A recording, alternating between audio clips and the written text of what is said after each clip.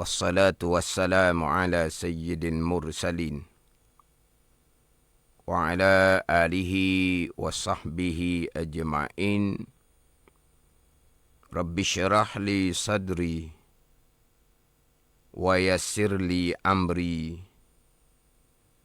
wahlul 'uqdatam min lisani yafqahu qawli. Subhanaka la ilma lana illa ma 'allamtana innaka antal alimul hakim. Wala hawla wala quwwata illa billahil aliyyil azim. Syukur alhamdulillah, bersua kembali kita untuk minggu ini di Manis FM dalam program Talaki Safinatun Najah menggunakan kitab Safinatun Najah. Hari ini hari Jumaat, setiap jam 6 petang kita akan sama-sama menimba ilmu pengetahuan dalam soal agama. Kita juga sekarang ini bersiaran langsung di Facebook Manis FM. Dan anda semua boleh kongsikan live tersebut bersama yang lain.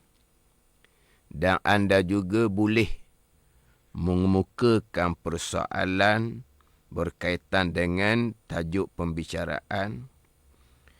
Anda juga boleh dengar melalui MyTV saluran 726 dan secara online di aplikasi Sweet Plus.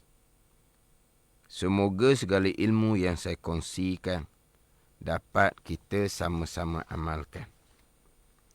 Jadi insyaAllah untuk petang ini, minggu yang ke-8 dah. Untuk sementara, kitab Safinatun Najah ditangguhkan. Selepas pembicaraan fardu wudu, rukun wudu yang 6 perkara dalam kitab Safinatun Najah, terus kepada pembicaraan berkaitan dengan air.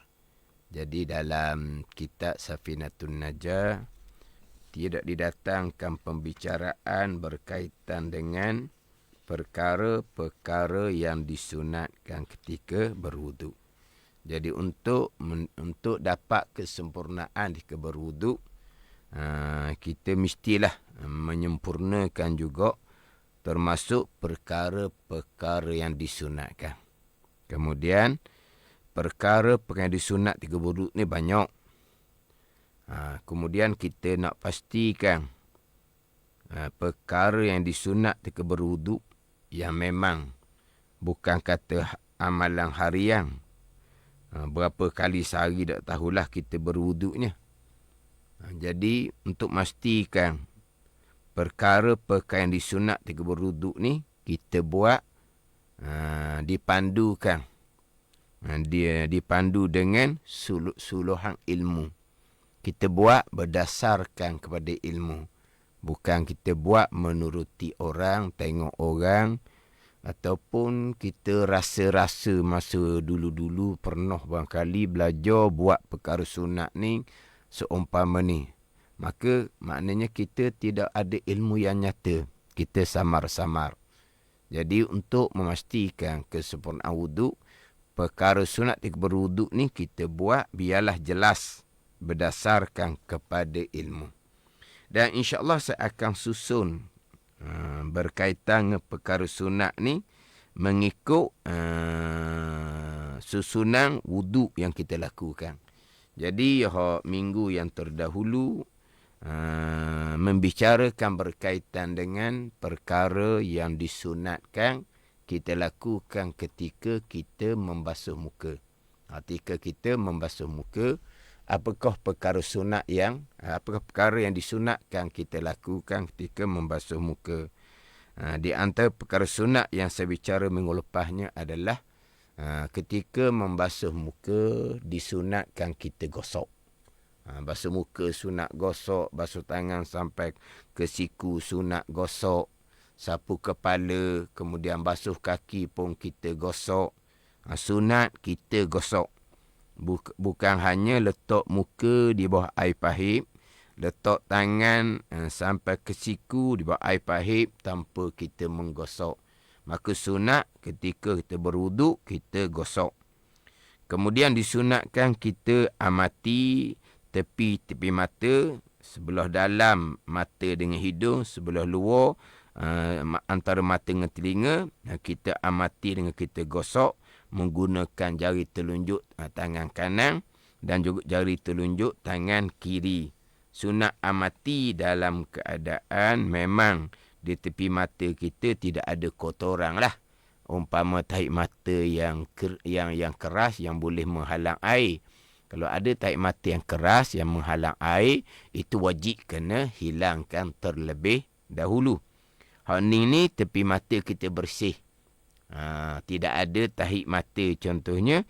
Sunat kita amati dengan bahawa kita gosok dengan telunjuk tangan kanan, telunjuk tangan kiri, gosok tepi mata kanan, mata belah kanan, mata belah kiri, sama ada sebelah dalam ataupun sebelah tepi. Itu perkara yang disunatkan, tetapi janganlah kita buat secara berlebihan menyebabkan jadi merah mata, itu hukumnya makruh. Kalau menyebabkan jadi mudarat mata, hukumnya adalah haram. Begitu juga ketika kita membasuh muka, di bawah hidung kita tu sunat juga kita amati. Mana kita gosok di hadapan hidung kita tu. Di hadapan hidung atas daripada misai yang tumbuh tu. Mana kita amati juga sunat seumpama tu. Yang kita nak amati laginya bawah telinga. Jadi sempadan muka ni kalau lebar kanan ke kiri, antara telinga kanan dengan telinga kiri, kemudian sampai kepada tulang keng, kemudian pergi kepada dagu, itu kawasan muka. Itu kawasan muka. Kemudian antara telinga dengan tulang keng tu, jadi bawah tu dia macam tak ada tulang situ, macam tak ada sepadang.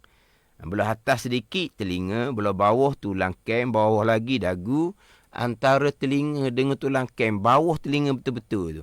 Di situ tu tidak ada tulang di situ tu. Jadi di situ kena amati molek sebab takut tidak meratai sekalian kawasan muka.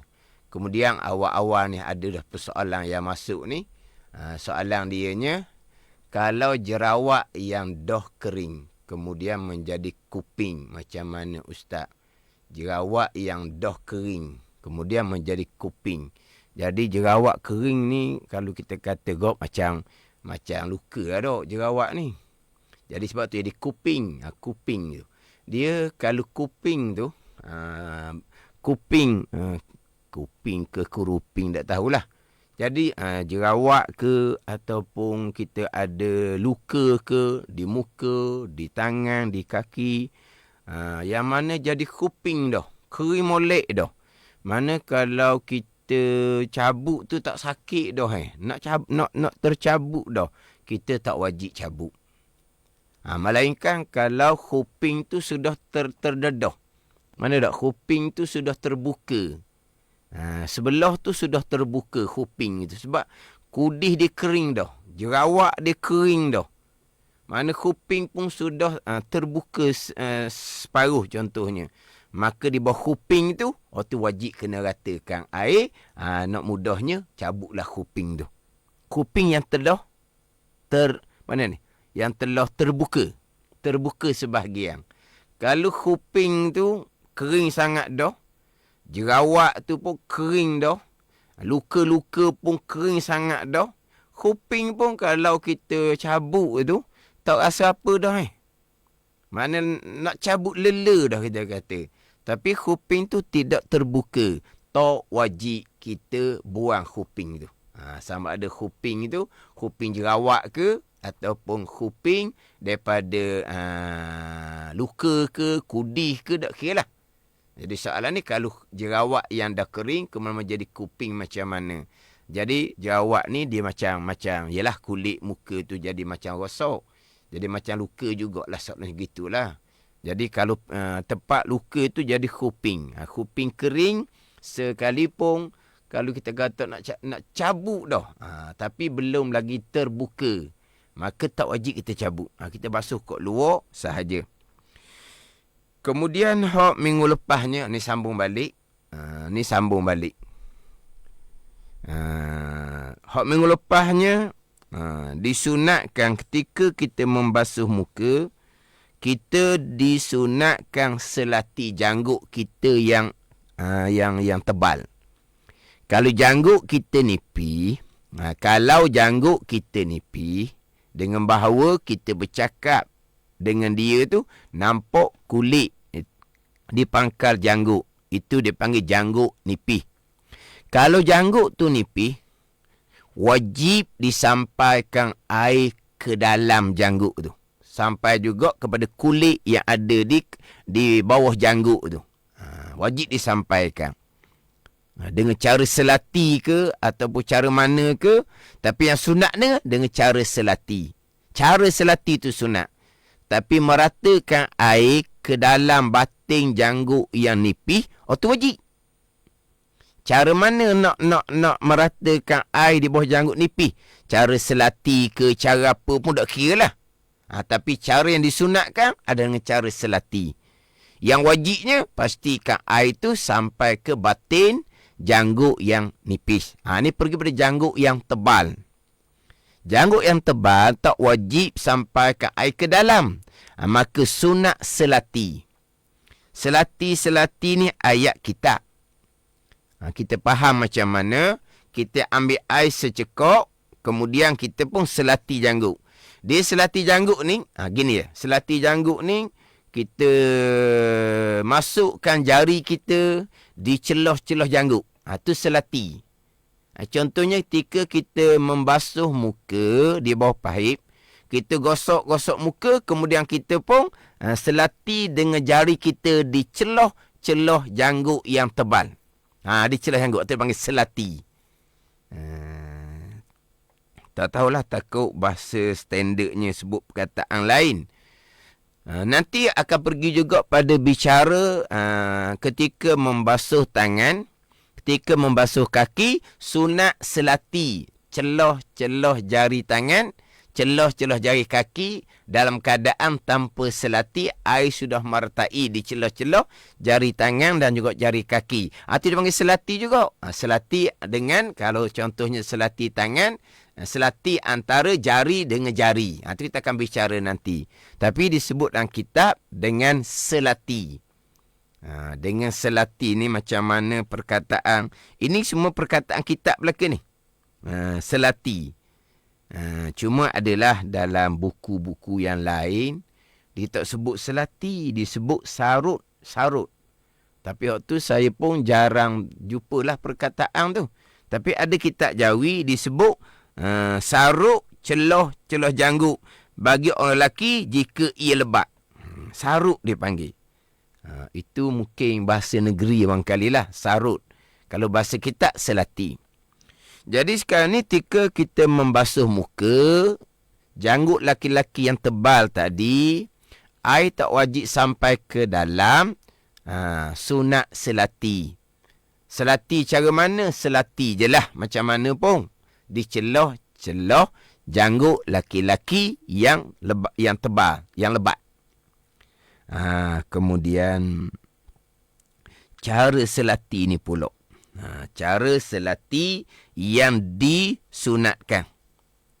Yang pertama, kita selati dengan tangan kanan. Itu yang pertama. Yang pertama, selati dengan tangan kanan. Yang kedua, disunatkan kita selati ni menggunakan air yang lain daripada air yang kita gunakan untuk membasuh muka. Sekarang, ni contoh. Kita ambil air koloh. Kalau air pahit, sidang pendengar, air yang bertukar-tukar sebab air tu berlari di muka kita. Kalau air pahit. Saya nak pergi kepada air koloh terlebih dahulu, yang mana air koloh ni, kita ambil menggunakan dua tangan kita. kita pun basuh muka kali yang pertama. Jadi air di muka kita tu air yang sama. Adapun kalau kita masukkan muka di bawah pahit, air yang turun ke muka kita tu air yang sudah silih berganti, air yang lain-lain. Air yang sudah silih berganti, air yang lain-lain. Dia berbeza dengan kita menggunakan koloh. Jadi saya nak ambil contoh dahulu air koloh. Kita contoh air koloh. Walaupun sekarang ni berwuduk banyak menggunakan air pahit daripada air koloh. Dan kalau rumah-rumah masing-masing lah. Jarang rumah dah. Dalam bilik mandi dia ada koloh. Jarang dah lah. Walaupun rumah dia besar, bilik mandinya ada beberapa bilik mandi. Ada beberapa bilik mandi. Tapi jarang orang sekarang dia buat koloh dalam bilik mandi. Jarang. Dia elok sangat ada koloh dalam bilik mandi. Sebab kita boleh gunakan untuk berwuduk air koloh tersebut, maka bekasan air wuduk kita akan bertakung dalam air koloh. Kita ambil wuduk, keluarga kita ambil wuduk dalam koloh. Satu-satu bilik mandi pun tak apa dah. Maka air wuduk kita tu air ibadat. Air wuduk kita, air ibadat kita bertakung dalam koloh yang sama. Kita gunakan berulang-ulang, kemudian kita pakat guna ramai-ramai. Berwuduk di air koloh yang sama, satu keluarga. Itu sangat-sangat baik. Sebab apa? Mudah-mudahan akan menyatukan ahli keluarga kita. Menyatukan ahli keluarga kita dengan bahawa satu keluarga kita berwuduk di satu tempat yang sama.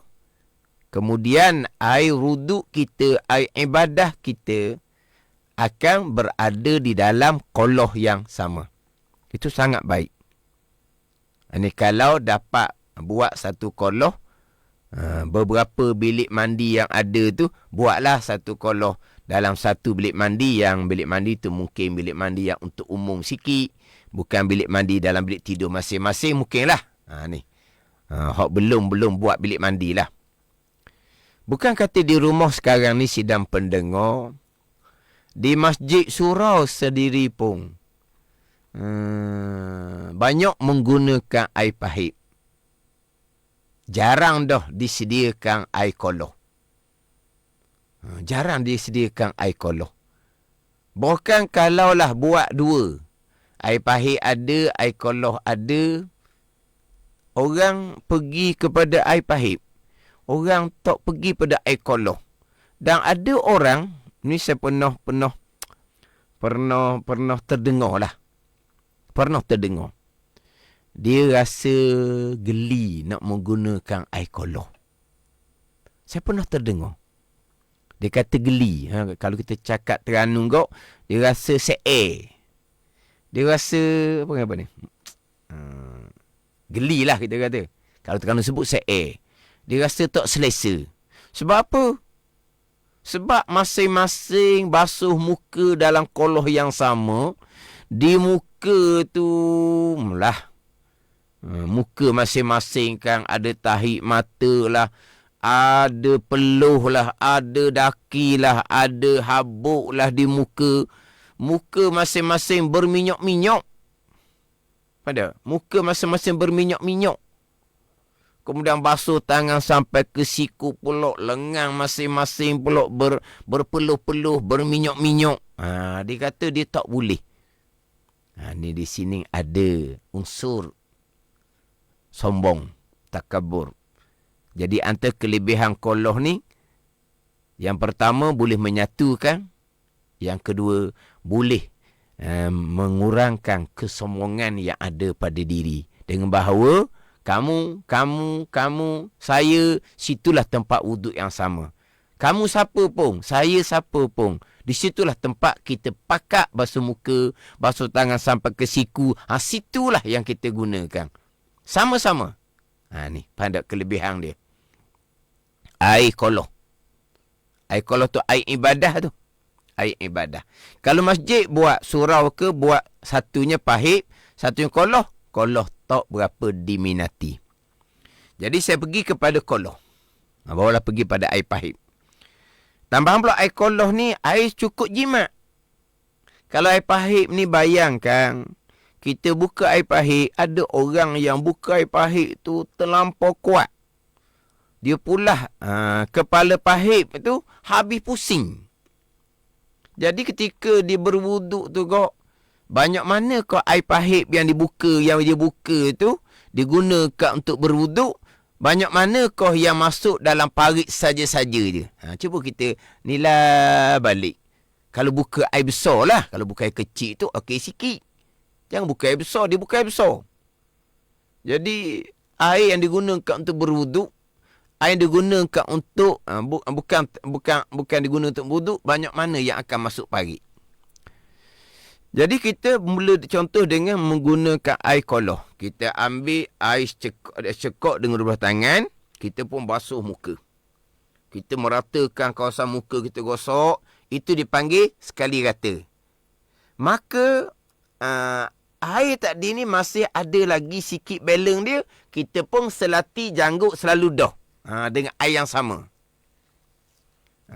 Ni kalau sidang pendengar mengikuti FB Money FM, boleh nampaklah sedikit saya tunjuk secara praktikal. Dia ambil air koloh menggunakan dua belah tangan. Dia pun basuh muka yang pertama, niat saja aku mengwuduk kerana Allah. Dia pun basuh, gosok muka atas, kemudian ke kanan kiri serentak sampai ke bawah. Dia pun sekali lah, dia pun selati janggut dia dengan air basuhan kali yang pertama tadi. Maka terhasil dah. Selati janggut laki-laki yang tebal tadi. Terhasil dah. Tapi disunatkan. Untuk selati janggut, menggunakan air yang lain. Selati janggut menggunakan air yang lain. Ada ni. Selati janggut menggunakan air yang lain. Air koloh yang lain. Sunat seumpama tu. Afdal seumpama tu. Cebok air lain daripada air yang kita gunakan untuk membasuh muka kali yang pertama. Sebab Nabi buat seumpama tu. Dalam hadis Nabi SAW, kana iza tawadda'a. Sahabat menceritakan wuduk Nabi SAW. Iza tawadda'a akhaza kaffan min ma'in fa'adkhalahu tahta hanakihi fakhallala bihi lihyatahu wa qala hakaza amarani rabbi. Adalah Nabi SAW bila berwuduk, Nabi mengambil segenggam daripada air, bukan air yang basuh muka, air yang lain. Dan Nabi memasukkan air itu di bawah di bawah dagu dia, di bawah langit dia, di bawah dagu tu. Kemudian Nabi pun selati akan janggut daripada sebelah bawah. Dan Nabi SAW bersabda, demikianlah memerintah akan lekuk oleh Tuhanku. Maknanya Nabi ambil secekok air yang lain, bukan air yang digunakan untuk membasuh muka tadi. Jadi maknanya, saya balik semula kepada contoh, menggunakan air koloh, ambil secekok air, dua belah tangan, secekok air pula. Ambil air menggunakan dua belah tangan, kita pun basuh muka, kali pertama niat wuduk. Basuh muka rata daripada atas, pipi kanan kiri serentak, turun sampai ke dagu habis. Selesai. Kemudian, sekali pertama ni, belum lagi basuh muka 3 kali ni. Sesekali yang pertama, patut ambil secekok air daripada koloh, secekok air dah, dengan sebelah tangan dah ni. Bukan dua tangan dah, sebelah tangan. Ambil dengan tangan kanan, masuk di bawah dagu, kemudian selati daripada bawah, dengan air yang kita cekok, yang tercebok daripada air yang lain, daripada air kita basuh muka tadi. Tu sunat seumpama tu. Ambil ni, selati daripada bawah. Kemudian, Ambil pula air koloh menggunakan 12 tangan. Basuh muka kali kedua, rata berhenti. Cekok pula, ambil pula air segenggam sebelah tangan, masuk ke dalam janggut. Selati kali yang kedua. Selesai. Ambil pula air dengan belah tangan untuk basuh muka kali yang ketiga. Basuh muka kali ketiga, selesai. Kemudian cekok air pula dengan sebelah tangan kali yang tiga. Lepas tu masuk bawah janggut, selati janggut. Itu cara yang sempurna. Dengan bahawa selati janggut menggunakan air yang lain daripada air yang kita gunakan untuk berwuduk, basuh muka kali yang pertama, basuh muka kali yang kedua, basuh muka kali yang ketiga. Air yang berlainan. Itu lebih afdal. Tapi macam saya sebut mula-mula tadi, kalau dia ambil air 12 tangan untuk basuh muka kali pertama, dia pun basuh muka kali pertama niat wuduk, dia pun basuh, dia pun tu selati janggut dia. Dengan air yang sama. Dengan air yang sama, air yang pertama yang digunakan untuk basuh satu muka, sudah terhasil sunat selati janggut laki-laki yang tebal. Tapi afdalnya, sunatnya, untuk selati janggut laki-laki yang tebal tadi ni, gunakan air yang lain. Untuk basuh muka kali pertama, kita ambil air dengan 12 tangan. Untuk selati janggut, kita ambil air dengan menggunakan sebelah tangan. Selati daripada bawah. Yang mana yang saya sebut tadi tu, itu cara yang lebih afdal lah. Maknanya kita basuh muka sekali, kita selati sekali. Kita basuh muka kali kedua, kita selati kali yang kedua. Kita basuh muka kali tiga, kita selati kali yang tiga. Itu satu cara. Satu cara lagi ni begini.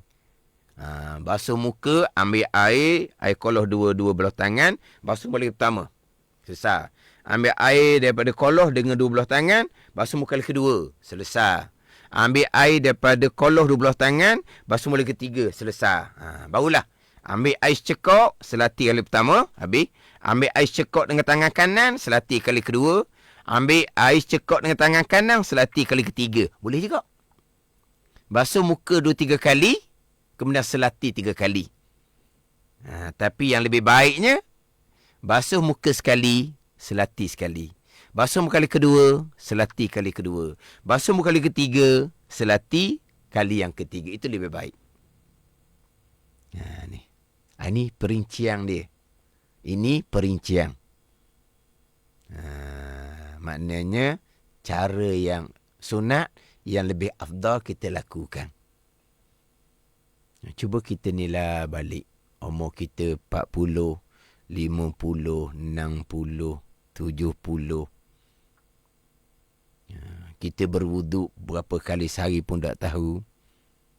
Apa ilmu yang saya bicara tadi, ada tak dalam ilmu kita? Ada tak dalam pengetahuan kita? Kita kira balik. Umur kita ni 40, 50, 60, 70. Kita belajar agama ni sampai ke belah-belah tahun. Yang bisa bicara bab sunat wuduk tadi ni, memanglah sunat. Dok buat pun dok dosa. Tapi macam mana kita nak dapatkan kesempurnaan ketika berwuduk? Dengan wuduk kita semayang. Dengan wuduk kita boleh pegang Al-Quran. Pada ni, besarnya kedudukan wuduk ni. Orang Mekah pula dengan wuduknya, dia tawaf. Besarnya kedudukan wuduk ni dalam agama. Jadi, walaupun yang saya bicara ni sunat ketika berwuduk, saya pernah sebut sebelum ni, kita ni bukan pemalas. Boleh sebut perkara sunat, insya-Allah kita akan buat.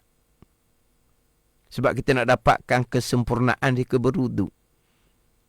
Persoalan kita ni, kerana kita tak belajar. Kita buat pun kadang-kadang mengikut rasa-rasa gitu-gitu je. InsyaAllah kalau kita tahu kita bukan pemalas. Kita tak buat kerana kita tak tahu. Tak tahu kita tu umur 40, 50, 60, 70. Dengan kita belajar ilmu dunia belas tahun. Habis sekolah kita belajar. Tapi ilmu wuduk. Kita belajar kitab mana dah ilmu wuduk ni. Tu kata. Belajar molek. Sekarang. Contohnya. Melalui Money FM ni. Mudah je kita belajar. Melalui Riu. Melalui FB pula. Kita boleh mengulangi. Dan insyaAllah saya akan bicara secara perlahan-perlahan.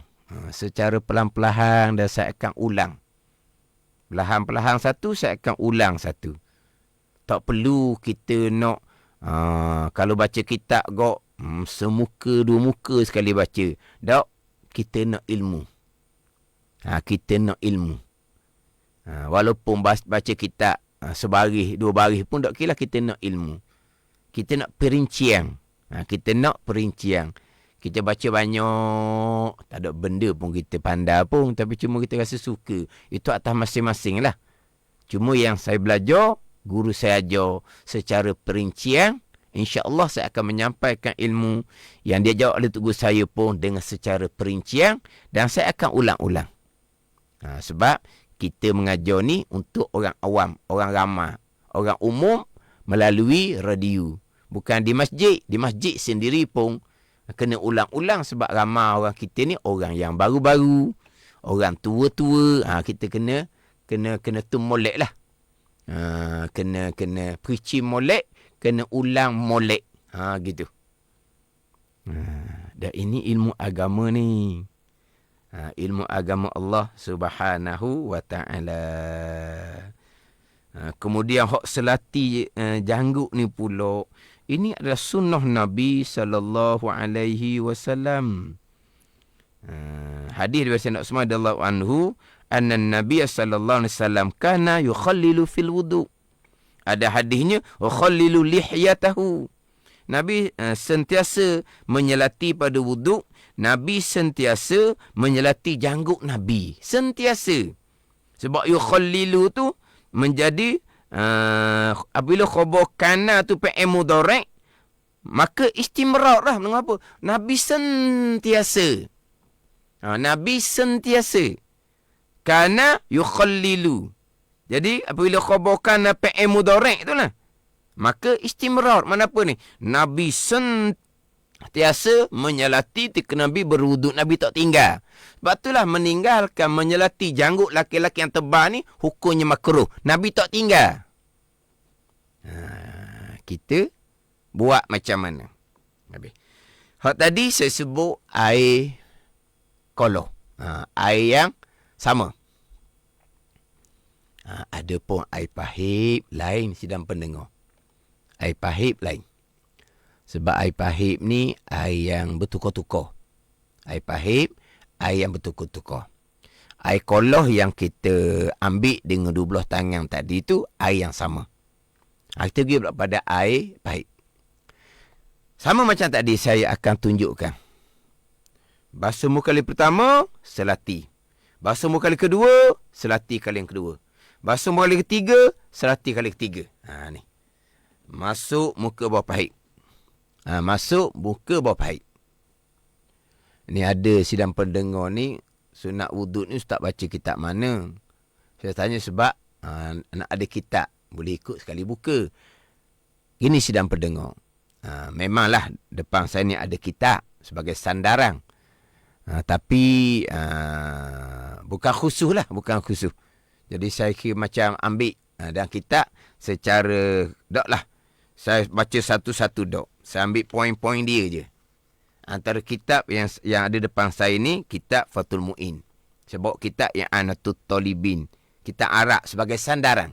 Bukan suruh buka kitab dah ni sebagai sandaran. Kita basuh muka bawah pahit.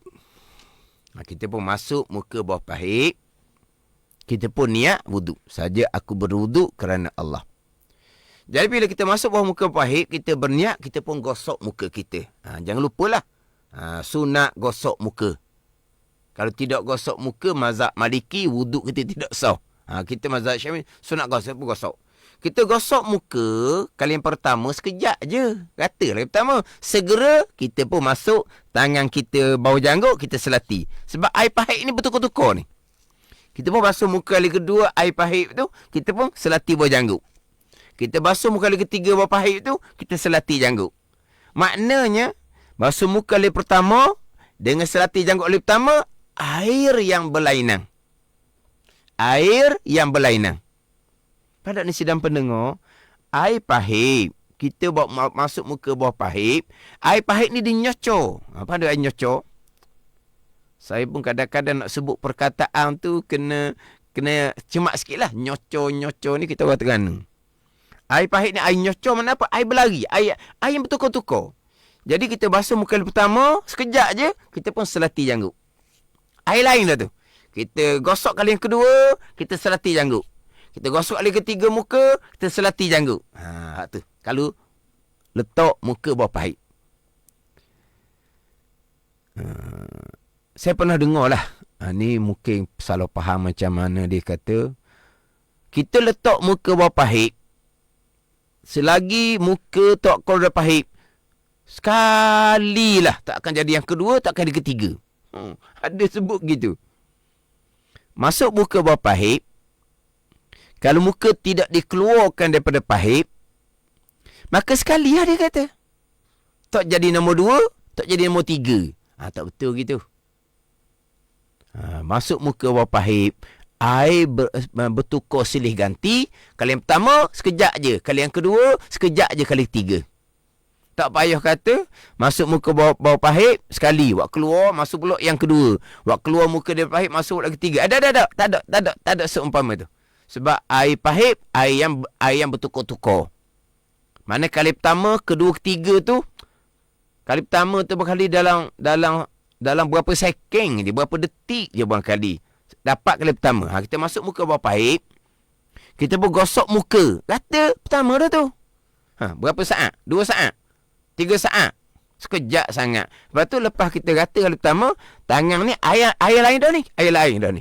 Kita pun selati janggut. Kita pun gosok muka kali kedua, kita pun selati janggut. Kita gosok muka kali ketiga, kita pun selati janggut. Gitu. Itu hak lebih baik.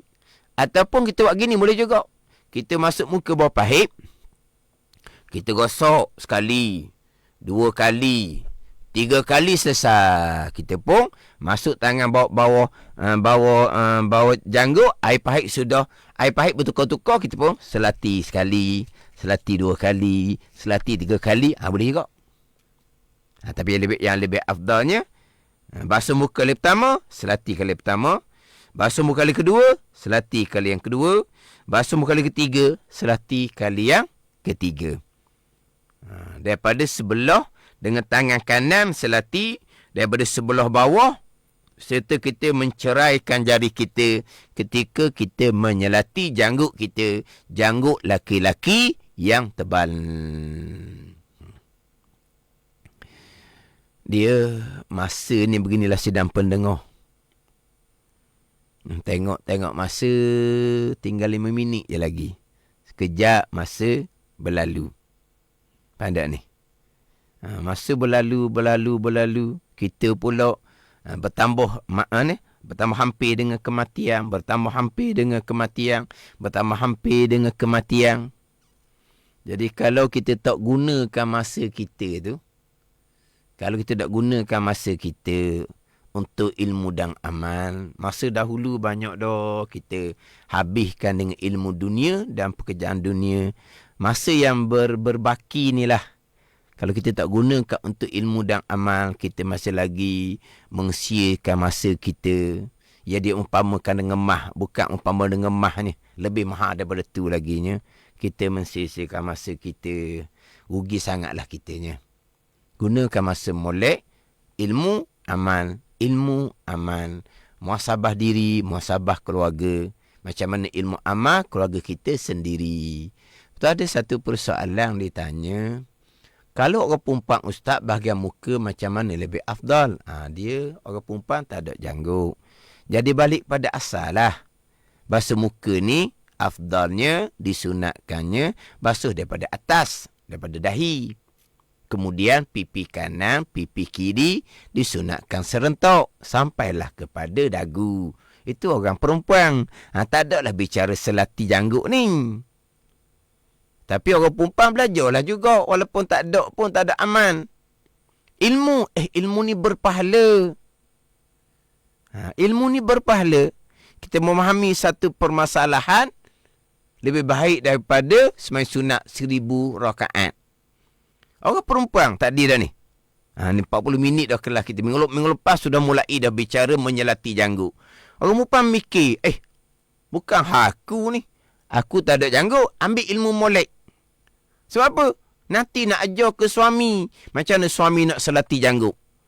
Nanti nak ajar kepada anak lelaki. Macam mana menyelati janggut. Gitulah juga. Pada ni. Ataupun dapat ilmu. Boleh pahala ilmu walaupun tak boleh amal sekalipun. Boleh pahala ilmu walaupun tak boleh amal sekalipun.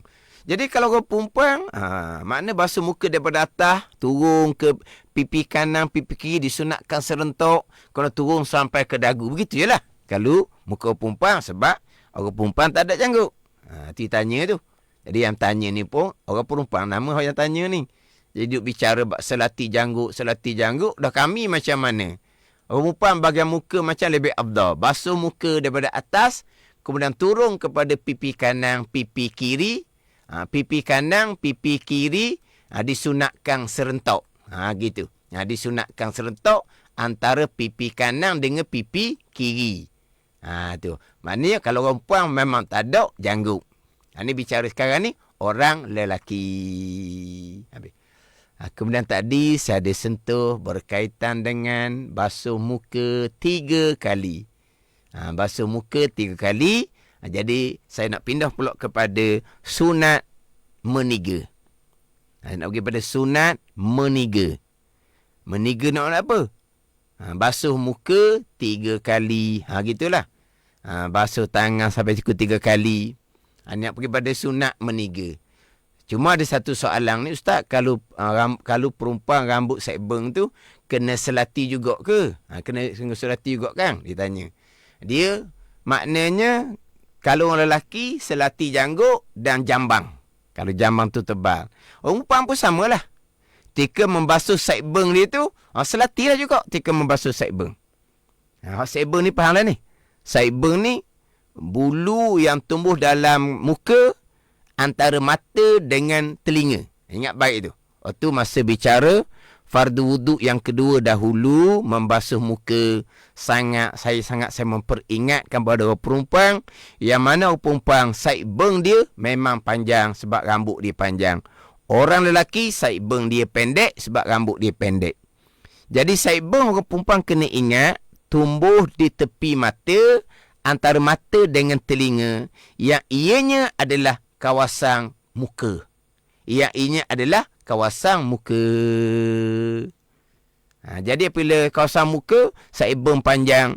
Sideburn ni orang perempuan biasanya akan letak dalam telekung dia, duduk belakang. Jadi ketika basuh muka perempuan kena ingat baik-baik, sideburn yang panjang yang ada di belakang tu wajib wakulah sekalian ke hadapan untuk pastikan sideburn tu kita basuh. Habislah. Ni ada kata pula walaupun perempuan tak ada janggut tapi ada anak rambut kiri kanan. Tu anak rambut kiri kanan tu tidak selati lah tunya. Sebab dia halus-halus nak selati macam mana. Ni perempuan soal ni dia kata walaupun tak ada janggut tapi ada anak rambut kiri kanan. Itu tak ada selati tu. Nak selati macam mana anak rambut halus-halus. Tu kita meratakan air jua. Di kiri kanan ada anak rambut yang tumbuh di dalam kawasan muka. Jadi insya-Allah untuk minggu hadapan saya akan pergi pada ketika membasuh muka sunat meniga. Di sunat meniga ni bermula daripada basuh pergelangan tangan, sunat meniga, berkomor-komor serta masuk ke hidung pun sunat meniga, sunat buat 3 kali. Basuh muka pun 3 kali, basuh tangan persiku pun 3 kali sampailah kepada basuh kaki. Jadi insya-Allah minggu hadapan saya pergi pada perkara yang disunat 3 wudu adalah meniga, buat basuh 3 kali. Lepas tu ada tanya lalu dah tu. Dia tanya, mana tadi? Kita ada soalan. Di Padang dah. Dia tanya, tak silap saya terpandang tadi, wajib ke basuh 3 kali? Bukan itulah. Sunat basuh 3 kali. Yang wajibnya, basuh muka sekali, basuh tangan sampai siku sekali, sampai ke basuh kaki sekali. Waktu wajib. Meniga, hukumnya adalah sunat. Itu insyaAllah sambung minggu hadapan. Wallahu a'lam. Bismillahirrahmanirrahim. Alhamdulillahirabbil alamin. Wassalatu wassalamu ala sayyidil mursalin wa ala alihi wa sahbihi ajma'in. Allahumma aftah alaina futuhal arifin. Allahumma allimna ilma akdamin wa fahimna famas sabikin warzuqna ruqat talibin. Allahumma zidna ilman wa alhiqna bis salihin. Wa sallallahu ala sayyidina Muhammadin wa ala alihi wa sahbihi wa sallam. Walhamdulillahi rabbil alamin.